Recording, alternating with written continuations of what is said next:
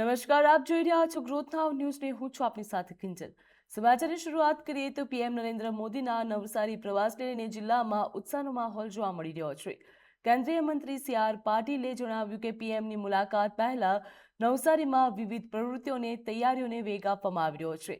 માતાઓ અને તેમના નવજાત બાળકોના પોષણ અને આરોગ્યને ધ્યાનમાં રાખીને સગર્ભા મહિલાઓને ફૂડ કીટનું વિતરણ કરવામાં આવ્યું. તો આ ઉપરાંત ટીબીના દર્દીઓ, તેમના પરિવારજનો તેમજ જિલ્લામાં કાર્યરત લોકોને પણ કાર્યક્રમમાં આમંત્રિત કરવામાં આવ્યા. સરકારી સહાય ઉપરાંત ટીબીના દર્દીઓને 3 મહિના માટે વધારાની પોષણ કીટ આપવામાં આવી. કેન્દ્રીય મંત્રી સી.આર. પાટીલે જણાવ્યું હતું કે પીએમની મુલાકાત પૂર્વે હાથ ધરાયેલી આ પ્રવૃત્તિઓને લઈને સ્થાનિકોમાં પણ ભારે ઉત્સાહ જોવા મળી રહ્યો છે.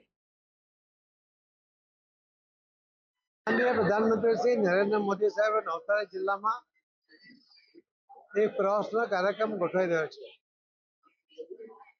માનનીય પ્રધાનમંત્રી મોદી સાહેબ જ્યારે કોઈ પણ શહેરમાં કે નગરમાં જ્યાં જાય છે ત્યાં એક અઠવાડિયા પહેલા સફાઈ ઝુંબેશ ચાલવી જોઈએ એમનો આગ્રહ પણ હોય છે. સ્વાભાવિક છે કે એના કારણે ગામ, નગર કે શહેર એ સ્વચ્છ બની જતું હોય છે.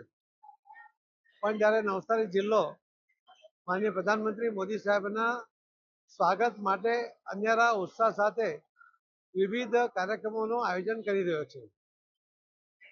મોદી સાહેબના આગમન પહેલા નવસારી જિલ્લામાં લગભગ 3800 જેટલા જે બાળકો કુપોષિત છે એને પૌષ્ટિક આહાર દર અઠવાડિયે એને કીટ આપીને એને ઝડપમાં કુપોષિતમાંથી બહાર લાવીને પોષિત કરવા માટેનો પ્રયત્ન કરવાનો આજે ઝુંબેશ શરૂ કરી છે. 3800 બાળકોને આજે કીટ આપી છે.